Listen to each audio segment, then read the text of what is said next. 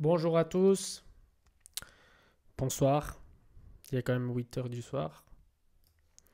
Comment allez-vous? On attend s'il y a des gens qui se connectent.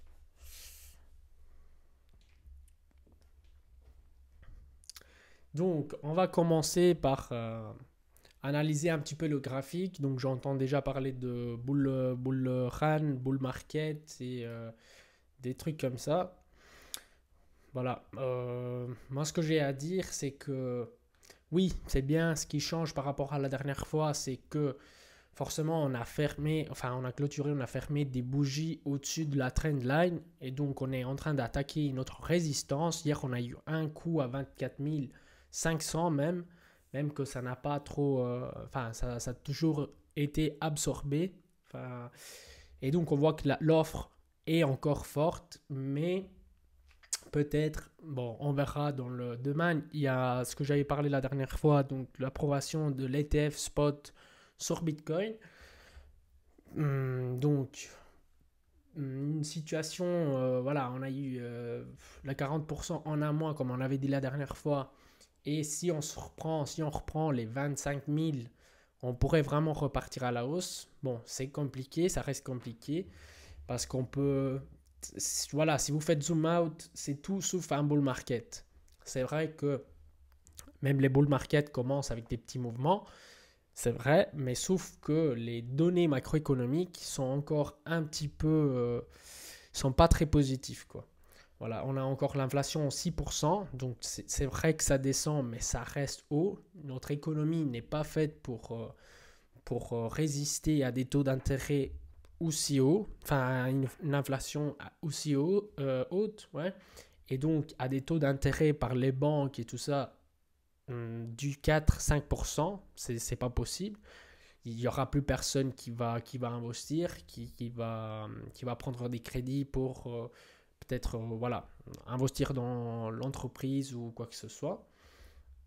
Mais voilà, on est encore loin d'un bull market, même si on regarde le 2017-2018, on voit que ça commence un petit peu comme ça. Il y a des choses qui se ressemblent. Voilà. Donc on a cassé la trend line à ce moment-là, en 2019. 2019, oui.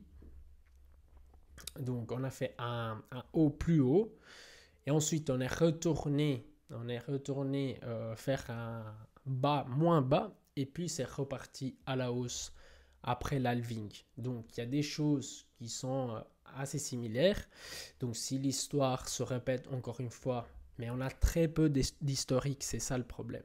Mais on pourrait repartir à la hausse. Maintenant, ce que je pense, c'est voilà, ne tout de suite faire en ligne. On attend des confirmations avant de mettre le 60% du capital en un coup. Il ne faut pas être pressé. Il ne va pas aller à 70 000 en 2 jours.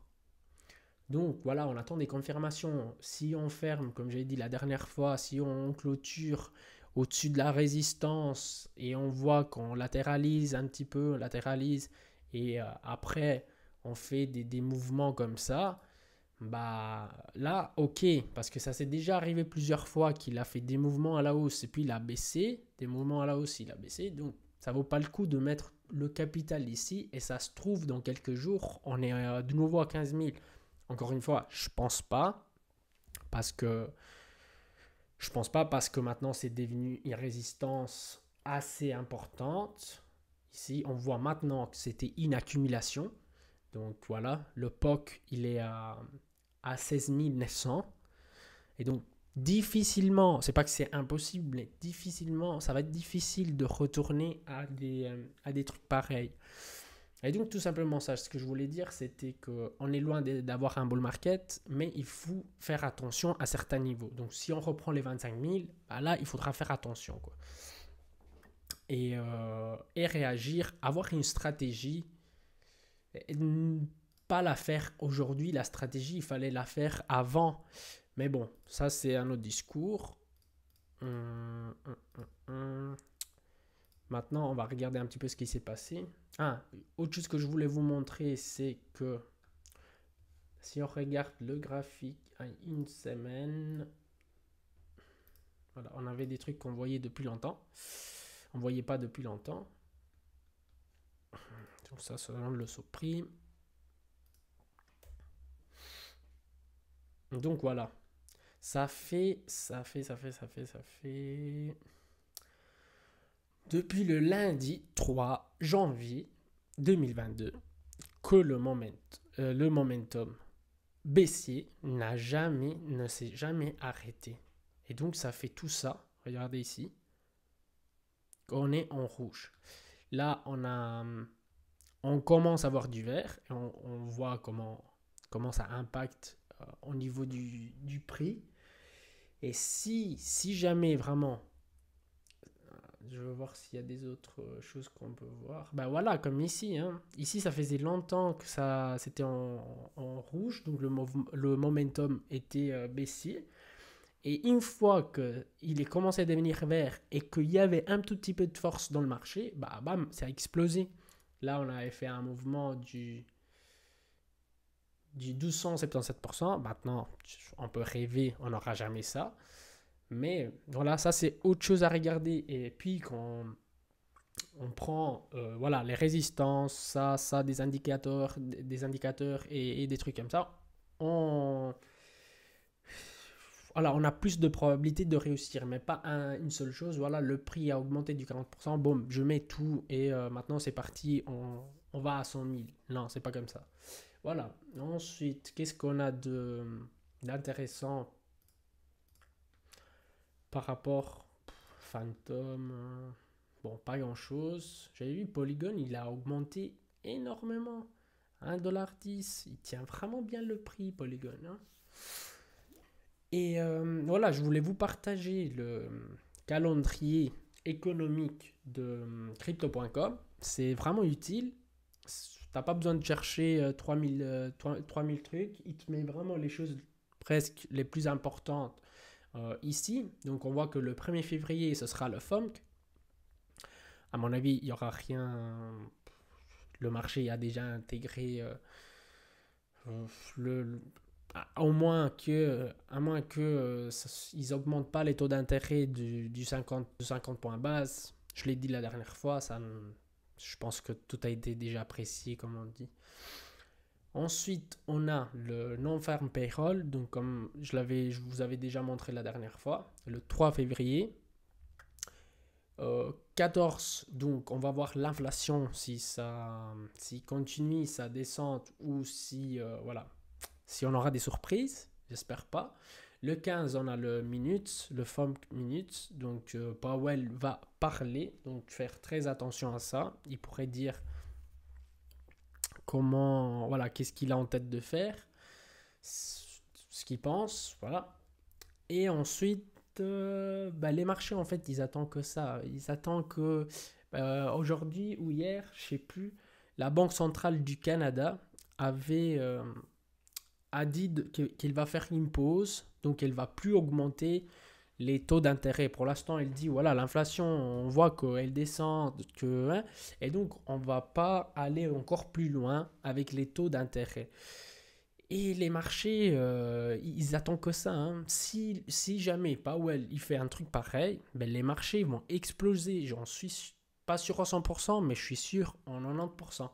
Ça va exploser parce que les marchés, ils attendent que ça. Soit qu'ils arrêtent d'augmenter les taux d'intérêt, soit qu'ils commencent à descendre. Mais je peux vous dire qu'il leur suffit juste le fait de prendre une pause, de ne plus augmenter les taux d'intérêt, et ils vont repartir à la hausse. Ensuite, qu'est-ce qui s'est passé de tragique le dimanche 23 ? Donc, une panne de courte durée qui a touché plus de 50% du réseau a été automatiquement résolue en quelques minutes dimanche. Bon, pour vous faire vite, en gros, Cardano, il a eu une brève panne de nœuds et donc le 50% des nœuds ont été, comment dire, ils n'ont pas été offline, mais voilà, ils ont eu une panne, mais ils se sont réactivés automatiquement, donc on n'a pas eu besoin de le redémarrer. Comme ça arrive suivant avec Solana. Et donc, il y a eu une légère dégradation au niveau des transactions. Donc, forcément, le réseau, il n'était pas super performant. Mais voilà, en gros, c'était une anomalie qui s'avait déjà vue. Et donc, c'était un stress test. Il a bien réagi. Et donc, voilà. Hum, Toujours pour Cardano. Et là, j'aimerais bien que quelqu'un me laisse soit un commentaire sur YouTube, soit s'il veut que j'apporte JED. Donc, ils vont lancer cette semaine, normalement, ou la semaine prochaine, JED, que c'est le stablecoin algorithmique de Cardano. Et donc, si vous voulez que je fasse une vidéo exprès où j'explique comment elle fonctionne et tout ça, voilà, vous pouvez laisser un commentaire sur YouTube parce que c'est du boulot. Et j'ai déjà regardé un petit peu, c'est vraiment du boulot et c'est compliqué. Et donc, Coty a annoncé l'arrivée du stablecoin sur garantie JED, donc le nouveau stablecoin de l'écosystème Cardano qui va être lancé entre la semaine prochaine. Et donc, c'est pas comme. C'est algorithmique comme UST, oui, mais avec une différence. En fait, c'est sur garantie. UST n'est pas sur garantie. Je vais pas dire, voilà, moi j'ai pas trop confiance dans des trucs pareils, pardon, parce que j'ai perdu aussi de l'argent avec UST. Donc, je vais voir d'abord comment elle réagit et tout ça. Après, je trouve que euh, lancer un stablecoin en bear market, c'est quand même bien et intelligent parce que voilà, comme elle va être sur garantie, comme le prix a déjà touché quasiment, même qu'il n'a pas touché le bottom, mais on est presque. Donc voilà, il y a moins de probabilité qu'ils arrivent. Enfin, il y a des trucs bizarres. Parce que le prix, il est déjà très bas. Et donc, si on utilise comme collatéral, comme garantie Cardano, ben normalement, c'est Chain. C'est une autre crypto-monnaie qui sert à ça. C'est un token qui sert à ça. Ça sert, tu mets des chaînes et tu prends des JED. Et, et voilà. Si vous voulez que je fasse une vidéo, encore une fois, n'hésitez pas à me laisser un commentaire sur YouTube. Voilà. J'aime bien le faire, mais c'est du boulot. Et donc, c'est un partenariat de Coty avec EOG. Et on espère, parce qu'il y a les 3 stablecoins qui vont arriver sur Cardano. Donc, il y a IUST, AUSD, non, USDA et JED. Et donc, on espère, encore une fois, je l'ai déjà dit, que ça apporte de la liquidité dans la finance décentralisée, parce qu'on sait quand même que Cardano n'a pas eu de stablecoin, et c'est quand même les murs porteurs de la finance décentralisée, pour les stratégies aussi et tout ça. Et donc ensuite, Binance avec Bitlato, qu'est-ce qui s'est passé?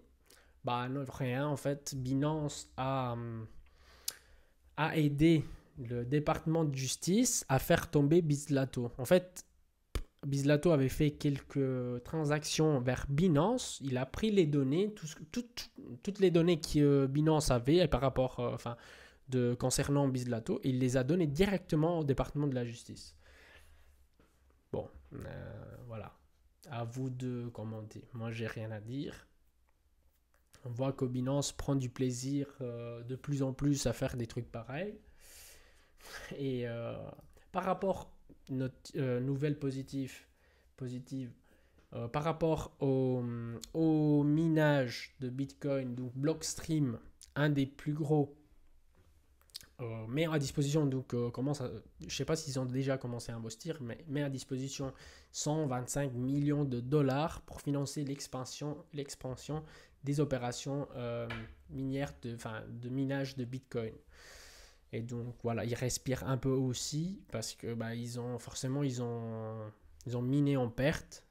Mais j'ai vu, il y avait un graphique. La prochaine fois, si j'arrive à le retrouver, je vais vous le mettre. En fait, il montre comme les miners ont accumulé ces derniers temps. Et maintenant qu'il y a eu le coup à la hausse, ils ont vendu énormément. Bon, Après, c'est normal, ils doivent payer l'électricité, ils doivent payer leurs trucs, donc rien à dire sur ça. Dernière chose, tout le monde dit que c'est une mauvaise nouvelle. Moi, franchement, je trouve rien de mauvais là-dedans. Donc, les législateurs de l'Union européenne imposent des exigences prohibitives aux avoirs cryptographiques des banques. En gros, ne vous inquiétez pas, en fait, c'est tout simplement que les banques peuvent détenir des crypto-monnaies, mais une toute petite partie. Et pour chaque euro qu'ils ont en crypto-monnaie, ils doivent avoir un collatéral, donc une garantie en euros. Donc chaque euro en crypto-monnaie, ça doit être garanti par 1 euro en dollars ou en euros. Et elles peuvent avoir maximum jusqu'au 2% de l'allocation dans les crypto-monnaies. Je comprends que voilà, le 2% c'est pas beaucoup. Mais les gars, faites des calculs. Et en fait, si toutes les banques ont le 2% en crypto-monnaie,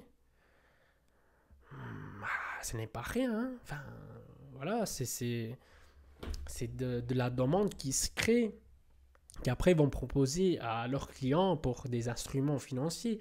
J'avais déjà vu, normalement, ils vont commencer avec Bitcoin et Ethereum, même que j'avais déjà vu, mais ça fait longtemps que en Allemagne, ils avaient déjà proposé du Cardano et du Solana.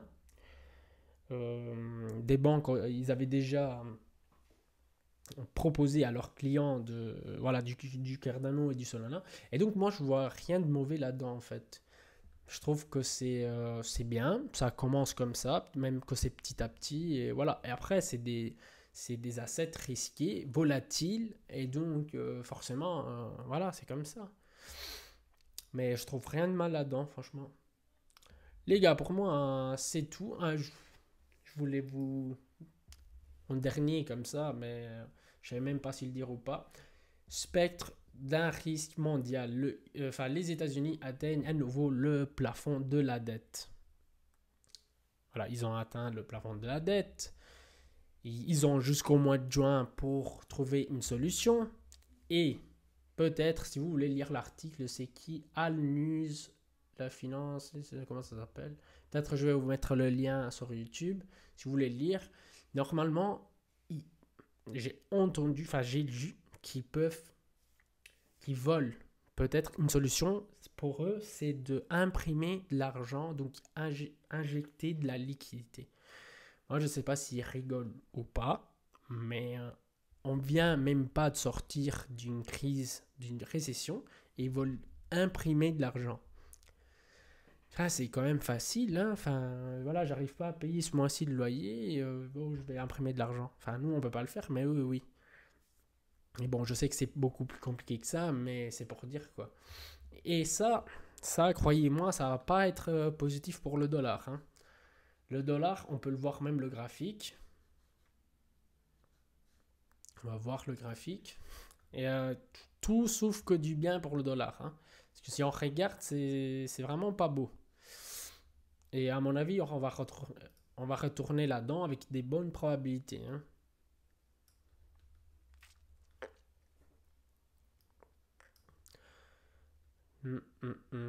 Donc voilà, tout simplement ça. À mon avis, il a cassé la moyenne mobile à 55 périodes.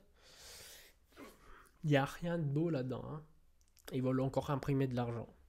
Peut-être que ce sera positif pour les marchés financiers à court terme. Parce que, bon, voilà, on sait comment ça marche. Imprimer de l'argent, inflation et tout.